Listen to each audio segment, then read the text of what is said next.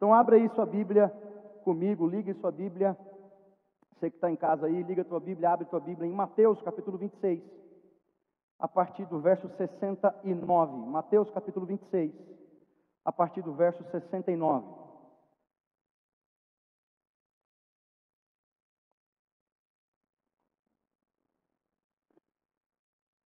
Mateus 26, a partir do 69. Amém? Fala assim, ó. Pedro estava sentado no pátio e uma criada,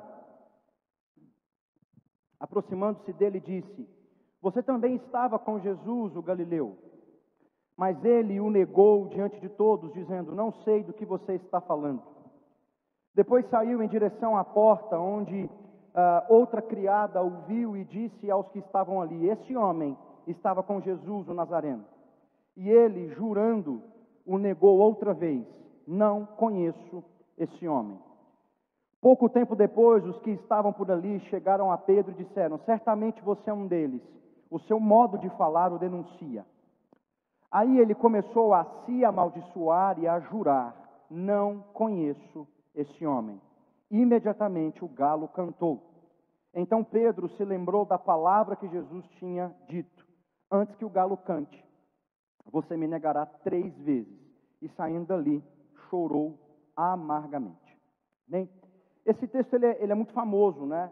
É o texto da traição de Pedro. Isso já, com certeza, você já viu isso aí, já ouviu ou leu esse texto. E com certeza você também já pode ter visto isso em filme, né? O momento onde Pedro nega a Jesus. E Pedro ele é uma figura que tem uma característica muito forte, né? As características de Pedro, elas são muito fortes. E ele é muito volátil. Essa é uma característica de Pedro que marca quando você começa a ler as Escrituras e vê Pedro reagindo. E é uma característica que marca que Pedro é volátil. Como assim? Pedro ele vai de 0 a 100 muito rápido, né? Ele muda de opinião e ele é muito sanguíneo. Então ele responde e ele muda de opinião de forma muito rápida. Em João 13... Se você for em João 13, você vai ler o momento que Jesus vai lavar os pés dos discípulos. Daí Jesus vem com a bacia, começa a lavar os pés dos discípulos. Daí Pedro fala assim: o senhor vai lavar o meu pé? Não, o senhor não vai lavar o meu pé. O senhor não pode lavar o meu pé. Poxa, o senhor é Jesus, o senhor não pode fazer uma coisa dessa. E daí Jesus fala assim: Pedro, se eu não lavar o teu pé, você não vai ter parte comigo. Né? Aí o Pedro, o volátil, né, sai do 0 e vai para o 100. Não, então o senhor lava o pé, a mão, a cabeça, né? O senhor me dá um banho, porque eu quero ter parte com o Senhor, muita parte com o Senhor. Então, essa é a figura de Pedro. E aqui, nessa história, ele mostra essa característica dele de novo. Se a gente for lembrar, antes do momento da prisão, Jesus está lá no Getsemane orando, e aí lá no Getsemane acontece a prisão. E se você volta aí, a gente leu Mateus capítulo 26, se você voltar um pouquinho, você vai ver o momento da prisão de Jesus. Mateus não vai falar o nome, vai falar um discípulo, mas a gente sabe que os outros evangelhos falam que foi Pedro.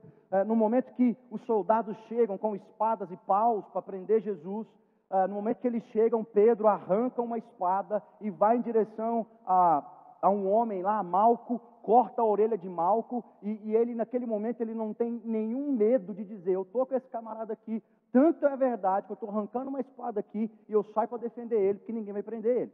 Então essa é a postura, e qualquer um que estivesse ali no Getsemane ia fazer essa leitura. Aquele cara que arrancou a espada, ele está junto com Jesus. É óbvio, essa atitude é de alguém que é do grupo. E então Jesus é preso, Jesus fala para Pedro guardar a espada, cura a orelha de Malco. Jesus é preso e Pedro vai seguir Jesus de longe. A Bíblia vai dizer que de longe ele segue Jesus. E aqui, nesse momento, a gente vê Pedro agora negando o Senhor 3 vezes diante de criadas ali, né? Primeiro de 2 criadas, depois diante de algumas pessoas. E a gente não pode julgar o apóstolo por esse comportamento dele nesse momento. Pedro foi um grande homem de Deus. Pedro, a gente tem que lembrar que foi aquele que, quando Jesus pergunta: quem dizem que eu sou? Ele responde: tu és o Cristo. Né? Você é Jesus, o Messias enviado, você é o Cristo, o Filho de Deus. Pedro é quem tem essa revelação. Pedro se torna o líder da igreja, de modo que a gente não pode julgar o apóstolo por esse episódio. E é interessante, no momento da ressurreição, quando as duas Marias vão ao túmulo e elas encontram o anjo lá no túmulo, né? E não encontram o corpo de Jesus e perguntam, cadê Jesus, né? E o anjo vai dizer para elas, olha, vocês vieram procurar Jesus, mas ele não está aqui. E ele diz para aquelas mulheres, vão e digam aos discípulos, isso está em Marcos, capítulo 16, verso 7. Vão e digam aos discípulos e a Pedro, para encontrar o Cristo na Galileia, o Cristo ressurreto na Galileia. Jesus está indo para a Galileia. E o anjo deixa isso muito claro. Diga para os discípulos e para Pedro. Muito específica essa ordem. É como se o próprio Cristo estivesse dizendo, e elas vão chegar lá e falar, o anjo falou, e Pedro, ele mandou falar para você. É como se estivesse dizendo, ó, você traiu, mas você faz parte do time, cara. Você faz parte do time, você é uma peça importante. Então Pedro é uma peça importante e é uma figura muito importante para a igreja. E o que eu quero destacar nessa história começa e tem a ver com o verso 73, quando Pedro está traindo Jesus. Mateus 26, no verso 73, a gente lê o momento que ele vai trair Jesus pela terceira vez. Ele vai dizer, pouco tempo depois, os que estavam por ali chegaram a Pedro e disseram, certamente você é um deles, o seu modo de falar te denuncia. E eu achei isso muito interessante, foi esse versículo que saltou aos meus olhos para essa palavra, e a palavra chama, o nosso comportamento nos denuncia. Porque mesmo envolto de medo e de instabilidade, aqueles homens conseguem olhar para Pedro e vão falar assim, olha, o comportamento dele é similar ao de Jesus. Eles encontraram em Pedro similaridade com o Cristo. Então eles olham para ele e falam, cara, você com certeza estava com ele. Porque o seu jeito de falar, ou seja, o seu comportamento é o mesmo. Você fala como ele. Você está falando, você está se expressando como ele. Você é como ele é. Então, não adianta, era como se ele estivesse dizendo assim para Pedro, não adianta você ficar falando que você não conhece ele. Porque o seu comportamento diz isso para nós. E percebam que não era um achismo daqueles homens. Eu acho que ele está seguindo Jesus. Ou percebam também que não tem ninguém ali falando assim, olha, eu acho que eu vi ele lá no Getsemane. Eu acho que eu vi esse cara junto com Jesus. Não, certamente, aqueles homens tinham certeza. Esse camarada tem similaridade com Cristo. Ele tem que ser discípulo dele, porque ele fala igual, ele age igual. Mas mesmo assim, dominado por aquilo que ele estava sentindo, Pedro vai lá e nega Jesus pela terceira vez. E a primeira coisa a primeira pergunta que eu quero fazer é justamente essa: qual que é a imagem que o mundo tem de nós?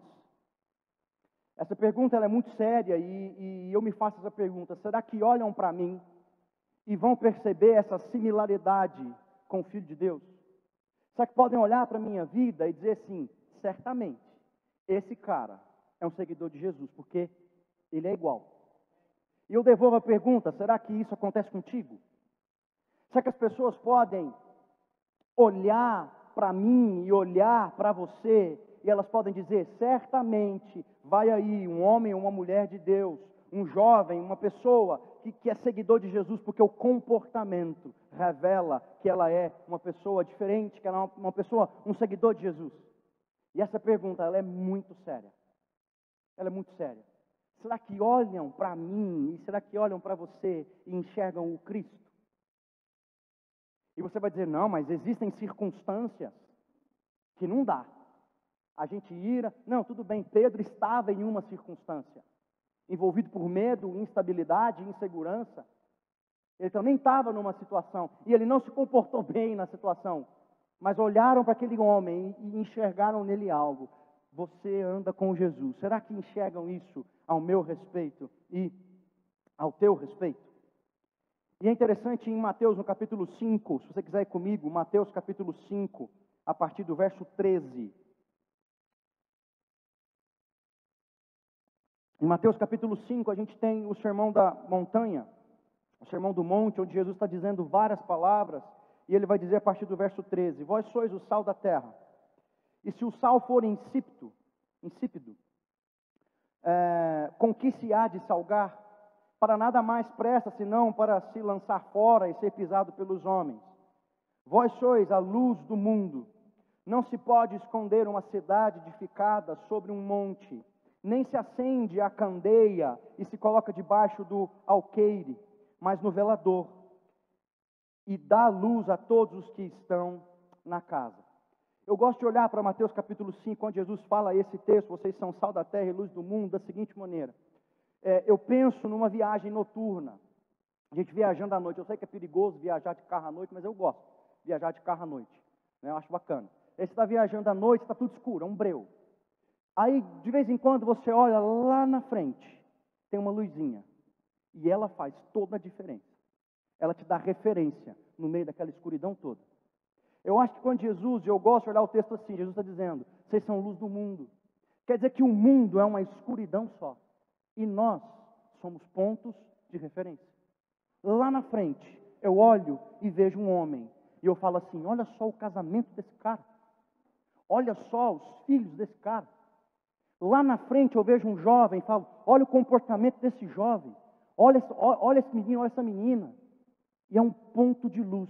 À distância, entende? É uma referência à distância. Nós não somos a luz no fim do túnel. A luz no fim do túnel é Cristo. Mas nós somos uma referência. Quando alguém quer vir para cá, onde que é a sua igreja? Você fala assim, sabe o Sesc?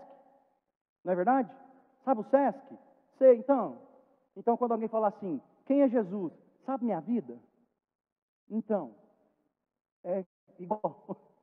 Deveria ser, pelo menos igual. Mas nós somos referências.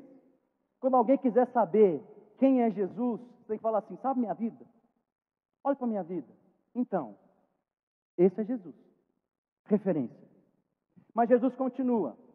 E ele vai dizer, vocês não são só a luz do mundo, aquele negócio que a distância nos dá referência. Vocês são sal da terra. Quer dizer que quando a pessoa, que de longe ela vê o Weber, fala, uau, olha só, que empresário, que marido. Aleluia, aleluia, Natuza, aleluia, glória a Deus. Então, de longe é assim. Mas quando eu me aproximo do Weber e provo da vida dele, ele é sal. De perto, aquilo que de longe eu vi se confirma. De longe eu vejo um homem de Deus, mas quando eu me aproximo e provo da vida dele, eu vou dizer, meu Deus, olha a vida desse cara. É isso que Jesus está dizendo. De longe, vocês são luz, referência. Mas quando as pessoas se aproximam e provam da vida de vocês, vocês salgam e fazem toda a diferença. É assim que as pessoas têm que nos enxergar. Em Mateus aí, no capítulo 5 ainda, só que agora no verso 16, vai estar escrito, assim brilha a luz de vocês diante dos homens, para que vejam as suas obras e glorifiquem ao Pai de vocês, que está nos céus. Para que vejam as suas obras e glorifiquem ao Pai de vocês, que está nos céus. Deixa eu dizer uma coisa a respeito dessa manifestação. A gente não pode ficar colocando Deus e a ação do seu Santo Espírito limitado. A gente geralmente faz isso. Então a gente pensa que o Espírito ele vai agir e se manifestar nesse ambiente. Certo? Esse ambiente ele é preparado então para a manifestação do Espírito de Deus. É aqui que o Espírito se manifesta. Por quê? Porque tem um pastor, porque tem boa música, porque tem iluminação. Então a gente não pode ficar pensando que o Espírito se manifesta aqui, somente aqui. Mas o Espírito vai se manifestar através das nossas obras. Jesus está dizendo, olha, deixem as pessoas verem as obras de vocês, e por meio do que vocês fazem, elas vão glorificar o Pai. Então, a gente tem que dar espaço para o Espírito agir em coisas simples nas nossas vidas. Sabe aquele dia que e foi esse exemplo que eu dei na terça, sabe aquele dia que você chega no teu trabalho lá, e nós somos tão mecânicos nos nossos relacionamentos, que a gente chega e cumprimenta as pessoas assim, ei, tudo bem, beleza? A pessoa responde como? Bem, beleza. E às vezes não está tudo bem. Mas é aquele dia que você entende que o Espírito age em coisas simples, que ele não é um trovão que vai aparecer, sabe? Uma luz, um negócio. Não, é simples, é uma voz simples, muito sensível, muito calma dentro de você, porque ele está aí dentro, amém?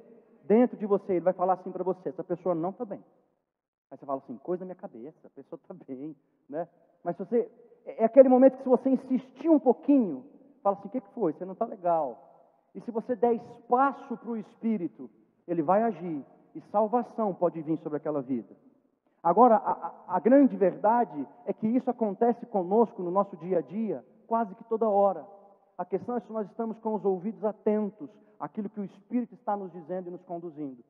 Seja luz, brilhe, e você tem que brilhar onde você estiver, e salgar onde você estiver.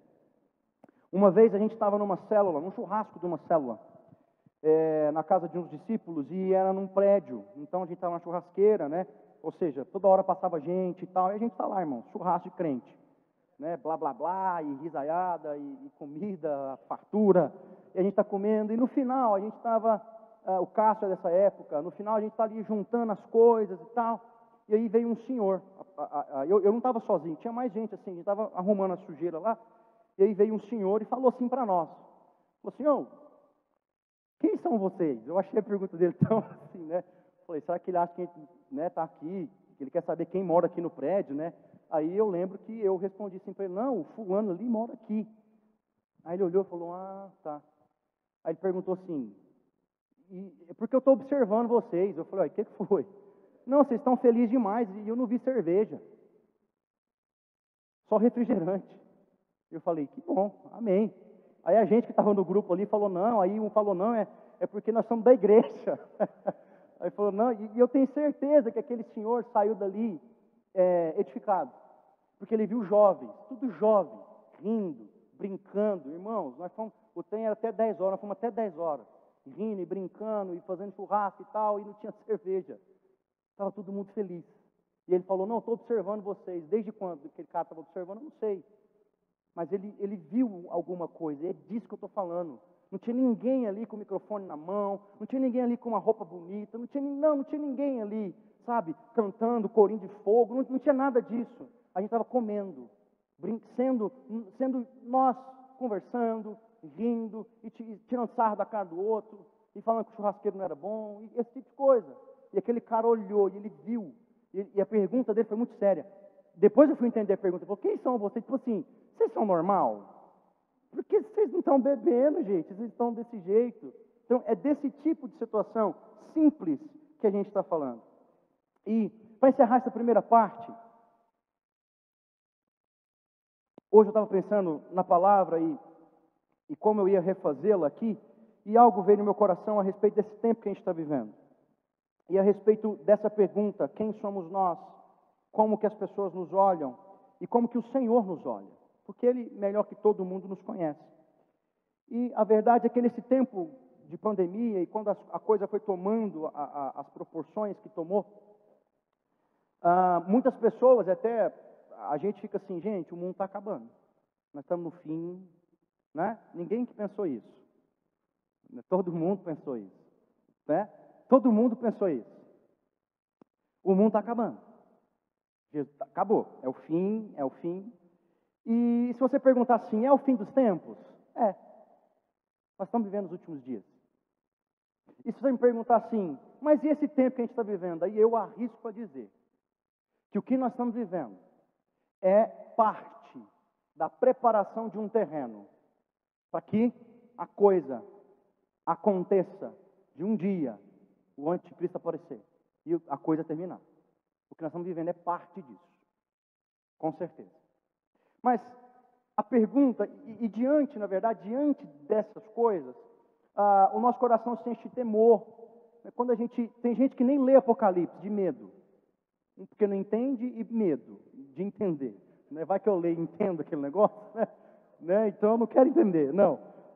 Mas o nosso coração é cheio um pouco de medo e temor a respeito dessas coisas. Quando a gente fala sobre isso, geralmente o nosso coração é cheio de um pouco de temor, até medo mesmo, por ter incerteza do que vai acontecer. Mas não é por esse caminho que eu quero conversar com você a respeito disso. A pergunta aqui é, o que veem quando olham para mim, e agora o que o Senhor vê quando olha para mim? E em Mateus capítulo 24, se você for em Mateus 24, é um texto muito famoso e bem apocalíptico, né, que é quando os discípulos vão chegar para Jesus, vão dizer assim, mestre, quando que essas coisas vão acontecer? Quando que o fim do mundo vai acontecer? E Jesus, em Mateus capítulo 24, começa a responder aos discípulos a respeito de como as coisas iam acontecer. É um texto muito longo, Mas no capítulo 25, Jesus conta duas parábolas que fazem parte ali dessa mensagem que ele está dando para os discípulos dele. A primeira parábola que ele conta é a parábola das 10 virgens. E ele vai dizer o seguinte: olha, tinham 10 virgens e elas tinham azeite, elas estavam esperando o noivo. Mas o noivo demora e as 10 dormem. Quantas dormiram? 10. Mas tinham 5 que eram prudentes e 5 que eram imprudentes. Então uma voz vai surgir e vai dizer: ei, o noivo chegou, preparem-se, vão até o noivo. As 5 que tinham azeite se levantam, as prudentes, elas têm azeite, então elas podem esperar o noivo. As outras 5 que não tinham azeite se desesperaram. E elas vão atrás de azeite. E quando elas saem para comprar azeite, o noivo vem, entra para a festa com as 5 prudentes. E depois elas chegam, o noivo vai dizer para elas: olha, eu não conheço vocês. E isso, a pergunta que eu faço é que, quanto de azeite eu tenho para queimar? Como que está a minha reserva e a tua reserva? E a tua reserva está em casa de azeite. Como que está? E eu me arrisco de novo a dizer: querido, ainda dá tempo de comprar azeite. Mas vai ter um dia que não vai dar tempo mais. Que dia, Joab? Não faço ideia. Eu não sei. É por isso que o Senhor vai dizer: vigiem, porque vocês não sabem o dia e nem a hora. Vigiem. Então, ainda dá tempo de comprar azeite. A gente tem que pensar nisso. Quanto de azeite eu tenho lá reservado? Outra coisa que vai dizer a respeito de quem nós somos é a próxima parábola que Jesus fala para os discípulos dele, que é a palavra dos 10 talentos. Ele vai chegar e vai contar a história que um senhor chega e ele vai dar os talentos, que era uma quantidade em dinheiro, ele vai dar os talentos para os seus servos de acordo com a capacidade de cada um. Então, mostrando que o Senhor faz na sua vida de acordo com a sua capacidade. Então, para um ele dá 5 talentos, para outro ele dá 2, para outro ele dá 1. O que deu?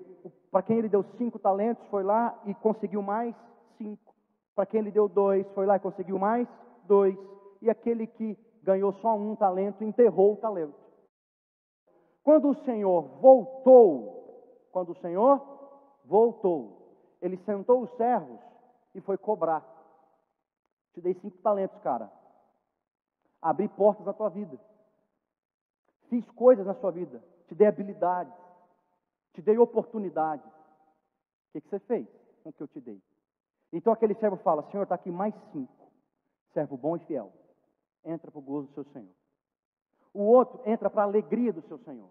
O outro servo: cara, eu te dei 2, mas eu te abri portas, eu fiz coisas na tua vida. Cara, o que você fez com o que eu te dei? Senhor, eu consegui mais 2. Servo bom e fiel. Entra para a alegria do teu Senhor. Igual o primeiro, lembra? O primeiro entrou para onde? Para a alegria do Senhor. O segundo entrou para a alegria do Senhor. E o terceiro chega e fala: Senhor, eu sei que o Senhor é um servo, eu sei que o Senhor ceifa onde não planta, ou seja, eu conheço o Senhor, por isso eu fiquei com medo e não fiz nada. Servo mau e inútil. Podia ter posto o meu dinheiro no banco para gerar juros, e pegou o talento dele, deu para o cara que tinha 10, e lança aquele servo nas trevas exteriores. O texto vai dizer. E quando eu olho a respeito de quem eu sou, eu me pergunto: o que o Senhor colocou nas minhas mãos, de acordo com a minha capacidade? E o que o Senhor colocou nas suas mãos, de acordo com a sua capacidade? E a pergunta é: o que você tem feito, e o que eu tenho feito, com aquilo que o Senhor colocou nas nossas mãos? O que a gente tem feito? Porque um dia, quando o Senhor voltar, Ele quer o lucro. O Senhor quer o lucro daquilo que Ele deixou nas nossas mãos. E agora não estou falando de dinheiro, é óbvio. O Senhor te deu oportunidades, abriu portas, fez coisas na sua vida. Para quê? Para você ser feliz? Não. Também. Mas para o reino dEle avançar e crescer.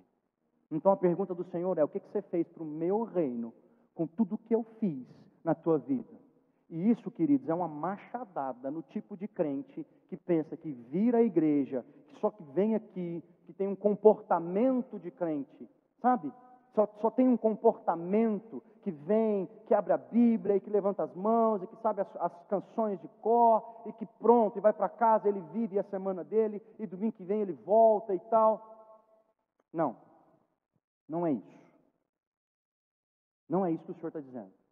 Eu fiz coisas por você e nós temos responsabilidade sobre aquilo que o Senhor nos entrega nas nossas mãos. É isso que Ele está dizendo.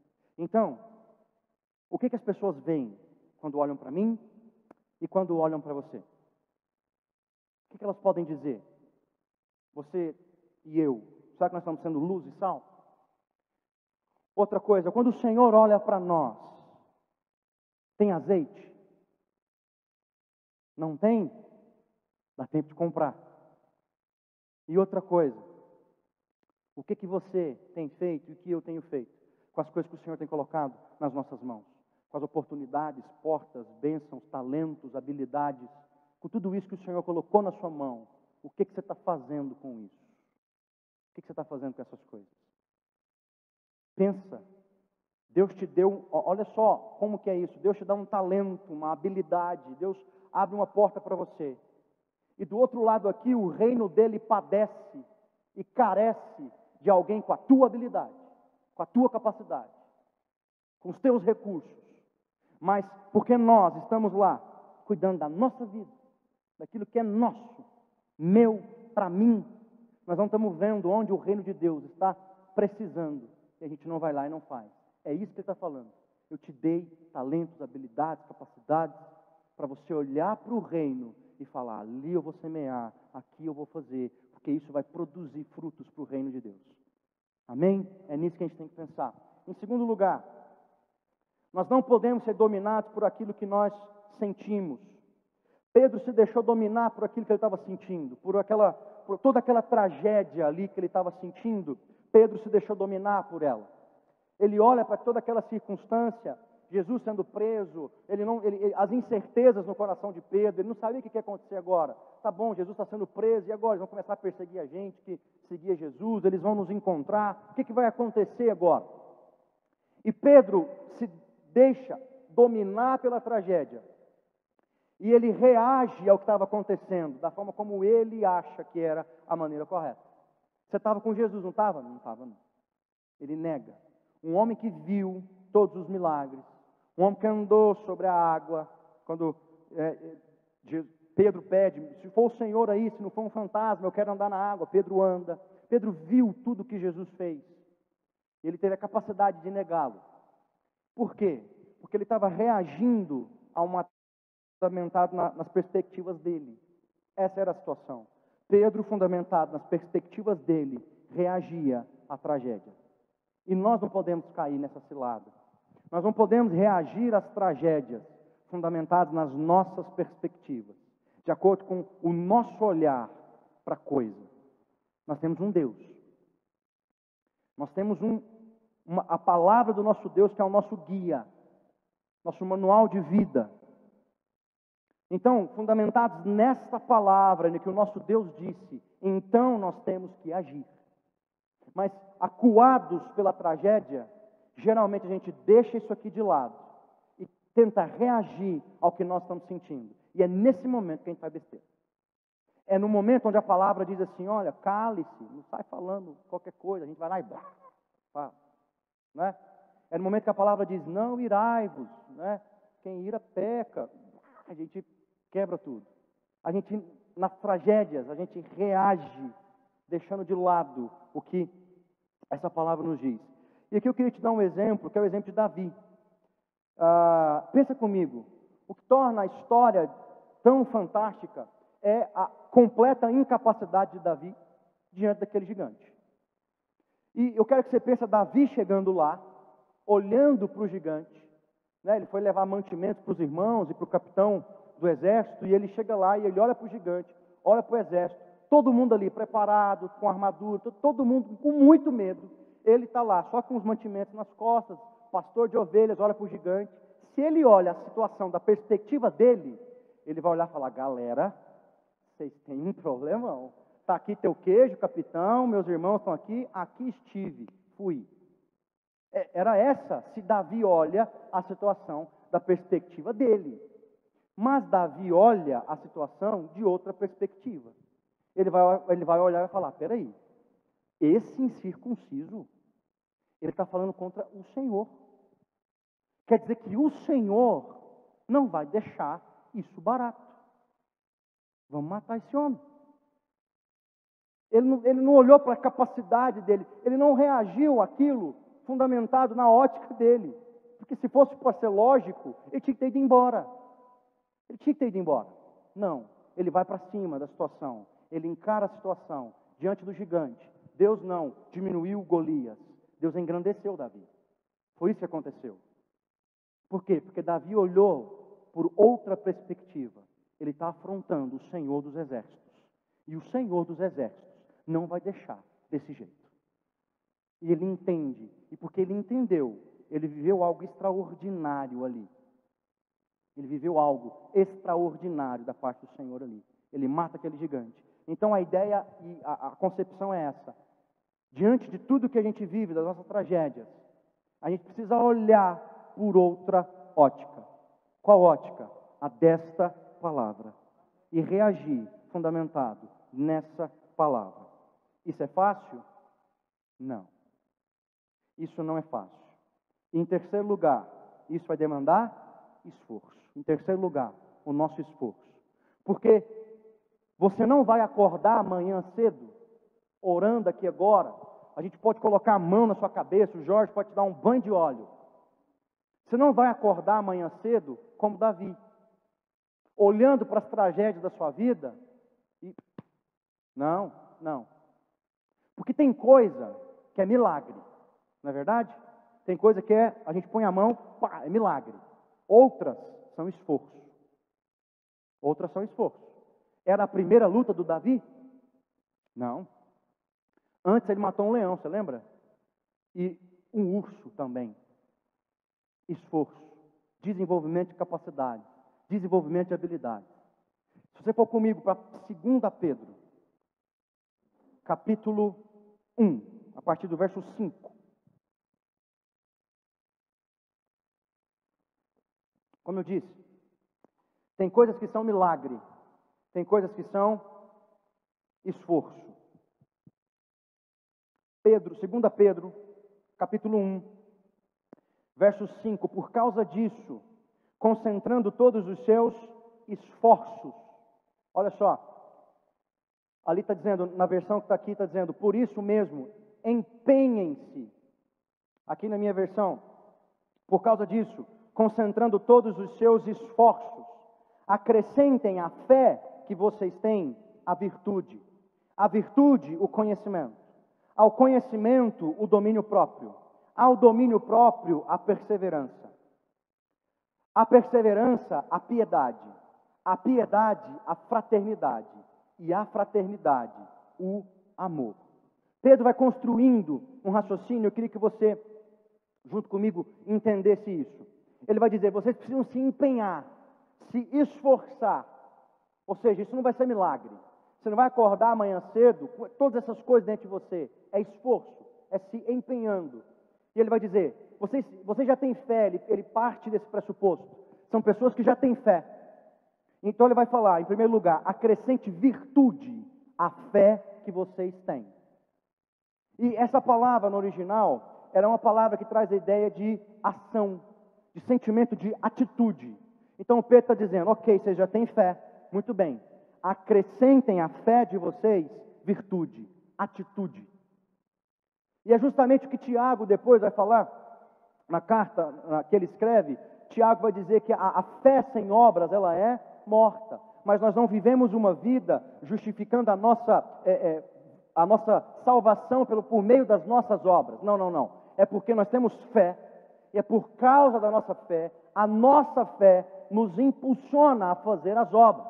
Essa é a ideia. E é isso que Pedro também está dizendo. Acrescentem a fé que vocês já têm, ação, virtude. Façam alguma coisa. Depois ele vai dizer, acrescente à virtude, as ações que vocês vão fazer, conhecimento. Como assim? Se nós vamos exercer, se nós vamos fazer alguma coisa em nome da fé, a gente tem que fazer isso com sabedoria, prudência e conhecimento. Então ele está dizendo, não saia aí fazendo as coisas, simplesmente. Não sai aí cortando a mata no peito. Não. Façam as coisas com conhecimento, com inteligência. Depois ele vai dizer, acrescentando domínio próprio ao conhecimento. Por quê? Porque a gente não pode ser dominado pela nossa razão. Não podemos ser dominados por aquilo que... ser 100% racionais. Não. Então, coloquem sobre o seu conhecimento domínio próprio. E acrescente perseverança ao domínio próprio. A gente precisa perseverar. É um domínio próprio que persevera. Por quê? Porque muitas outras situações difíceis vão acontecer na nossa vida. Então, o nosso domínio próprio tem que perseverar. E acrescente piedade a essa perseverança. Piedade fala de alguém que tem um coração cheio de temor por Deus, de devoção pelo Senhor. Então, eu sou perseverante, eu sou um crente perseverante, e o meu coração tem que ser cheio de temor e estremecer diante do Senhor. Depois ele vai dizer, acrescentar fraternidade à sua piedade. Como assim? Eu sou então um cristão piedoso, com o coração cheio de temor, mas eu estou em fraternidade. Ninguém caminha sozinho. Eu não caminho sozinho. Nós caminhamos em irmandade. Nós somos irmãos. E depois ele vai dizer, acrescentar a essa fraternidade o amor. Olha só que coisa, que é um pouco complicada, mas Pedro vai dizer, vocês têm fé? Legal. Acrescentem virtude, ações à fé de vocês. E a essas ações, conhecimento. E ao conhecimento, domínio próprio. E ao domínio próprio, acrescente perseverança. E à perseverança, a piedade. A piedade, a fraternidade. E a fraternidade, o amor. Aí vem o verso 8. Vai comigo, 2 Pedro, capítulo 1, verso 8. Porque essas qualidades, todas essas qualidades que a gente leu, que a gente tem que se esforçar para desenvolver, essas qualidades, estando presentes e aumentando cada vez mais, farão com que vocês não sejam nem inativos, nem infrutíferos no pleno conhecimento do nosso Senhor Jesus Cristo. Verso 9, pois aquele que não tem essas coisas é cego, vendo só o que está perto, e se esqueceu da purificação dos seus antigos pecados. Olha só, se esforçando e se empenhando para desenvolver todas essas coisas, nós vamos crescer, nós não vamos ser nem inativos e nem infrutíferos no pleno conhecimento do Senhor. Então tem coisa na nossa vida que nós só vamos conseguir frutificar e fazer por meio de esforço. Não é milagre, é esforço. E ele vai dizer no 9, porque aquele que não tem essas coisas é cego, vendo só o que está perto. Parece controverso, ou é cego ou ele está vendo o que está perto. Não, é porque o cara que não tem essas coisas, ele está mergulhado na própria vida dele. Ele vê todos os recursos e habilidades que ele tem para ele. Isso é cegueira. Ele só vê a vida dele, só ele. Mas aquele que se empenha em todas essas coisas, começa a frutificar. Amém? Então tem coisa que não é milagre, que é esforço. E para a gente terminar, você não vai se esforçar sozinho. Porque se fosse um esforço sozinho, nós com certeza falharíamos. Não precisava nem começar. Mas se você for comigo para João, capítulo 14, verso 26, eu quero terminar aqui. João, capítulo 14, verso 26. Essa versão aqui que eu vou ler é da NVT, Nova Versão Transformadora. Eu gostei da versão porque ela fala assim, Jesus vai dizer, mas quando o Pai enviar o encorajador, o Espírito Santo, como meu representante, ele lhes ensinará todas as coisas e os fará lembrar de tudo o que eu lhes disse. Olha que fantástica essa palavra. Porque quando eu falo que a gente tem que tem coisa que não é milagre, que é esforço, e depois que a gente lê aquele texto de Pedro, parece assim, meu Deus. Mas Jesus está dizendo, ei, existe um consolador, e consolador aqui, a palavra usada é paracletos. E paracletos significa aquele que é convocado a estar do nosso lado, ajudador, que vai te ajudar em tudo que você for fazer, em todo o teu esforço. O Espírito Santo está lá, dizendo, palavras e verdades no seu coração e te mostrando luz no fim do túnel, agindo na sua vida em milagres e poder. Esse é o Espírito de Deus.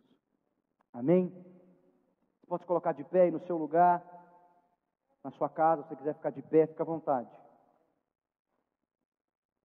E eu queria que a gente pensasse sobre o que falamos aqui. A primeira coisa, para a gente lembrar, em primeiro lugar, quem é você? O que dizem quando olham para você? Quando olham para mim, quando olham para você, enxergam Jesus? Em segundo lugar, como que você tem reagido às tragédias? Como você tem... Irmãos, não é fácil. Deixa eu abrir o meu coração para vocês, irmãos. A gente vira pai e fica mole. Minha bebê tem 2 meses. Eu olho para a Maria Clara e fico assim, meu Deus. Minha filha, que mundo que você foi nascer. E a gente fica com medo. Com medo. Mas como que eu tenho que reagir a tudo isso? Com fé. Com fé. Tem que ter fé. Vai ficar tudo bem comigo, vai ficar tudo bem com a minha filha, vai ficar tudo bem contigo, com os teus filhos, com a tua casa, com a tua família. Vai ficar tudo bem. Então vamos reagir do jeito certo às tragédias. Vamos reagir do jeito certo às tragédias. E como que a gente reage do jeito certo às tragédias? Joelho no chão. Um coração cheio de fé e esperança. E convicção nessa palavra. É assim que a gente reage. Vai ficar tudo bem. Em terceiro lugar, o nosso esforço. Tem coisa que não é milagre. Você vai ter que se esforçar. Mas a boa notícia é que a gente não se esforça sozinho.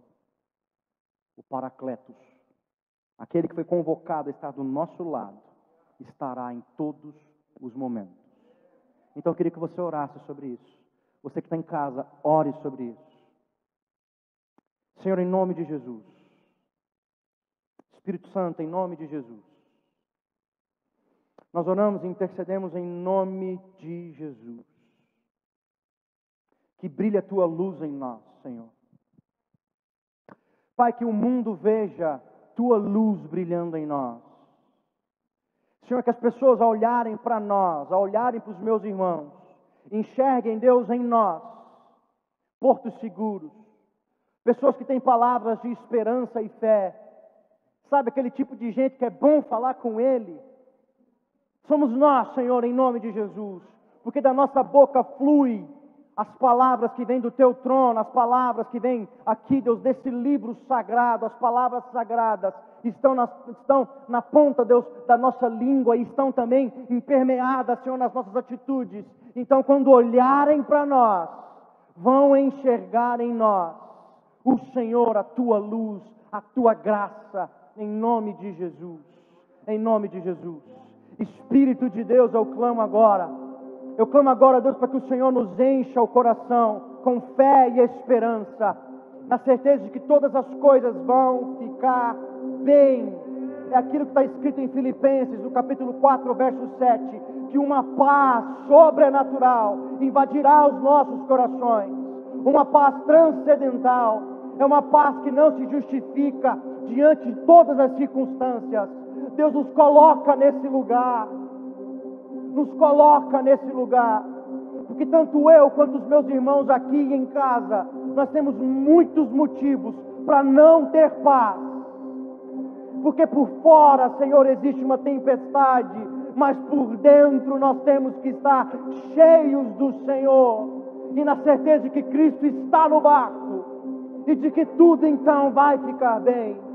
Então nos ajuda a reagir às tragédias, fundamentados na Tua palavra, Senhor.